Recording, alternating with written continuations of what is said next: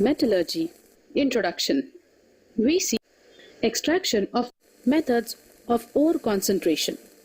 The process of obtaining pure ore by separating soil impurities from the minerals is called as concentration of ore. Various methods are used for it.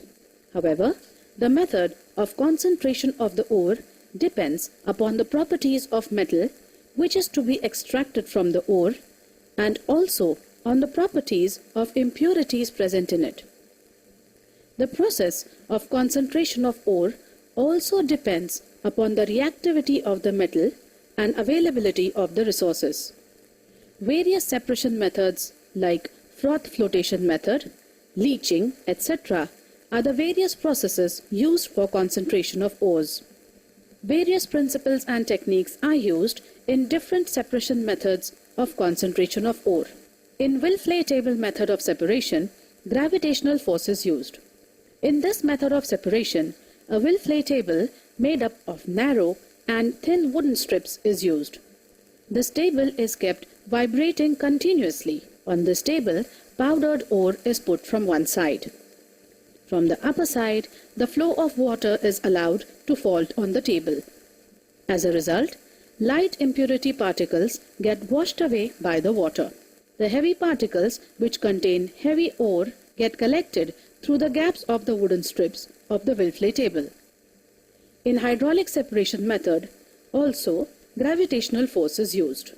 In this method, powdered ore is put in a large tank-like vessel using a funnel. From lower side of the tank, water is forcibly injected. As a result, light impurity particles are drained out along with the water from the outlet at the upper part of the tank. Heavy ore particles settle down and they are collected from the outlet at the bottom of the tank. Magnetic separation method. In magnetic separation method, magnetic properties of the ore are used to concentrate the ore. In this method, a particular machine is used. Two important parts of this machine are iron roller and conveyor belt. Out of the two rollers present in the machine, one is non-magnetic while the other one is magnetic. Powdered ore is put on the conveyor belt. Two collectors are kept below the magnetic roller. Non-magnetic particles of impurities in the ore do not attract towards the magnetic roller and therefore they are thrown away from the conveyor belt.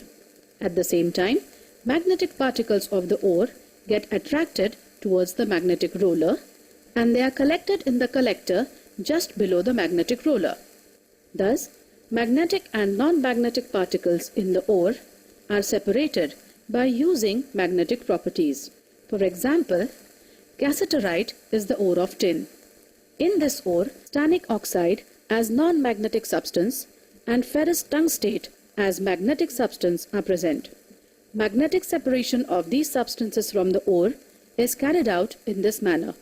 Froth flotation method is based on the hydrophilic and hydrophobic properties of particles in ore.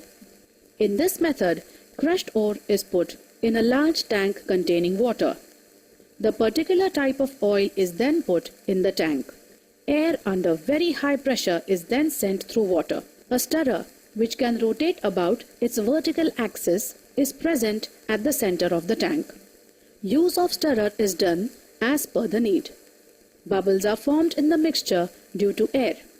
When the mixture of oil, water and air along with the ore particles are stirred forcefully, foam or froth is formed. This froth floats on the surface of the mixture and therefore this method is called as froth flotation method. The method is generally used for concentration of sulfide ores such as zinc blende, copper pyrite, etc. Sulfide ore particles wet by oil due to their hydrophobic properties, while impurity particles in the ore wet by water due to their hydrophilic properties.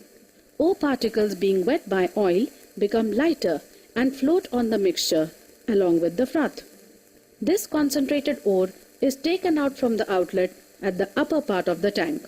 The first step of extraction of aluminium, gold and silver from their ores is leaching.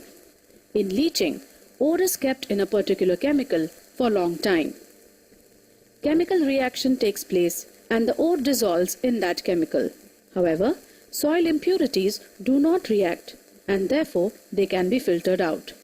The metals at the bottom of the activity series are the least reactive. They are often found in a free state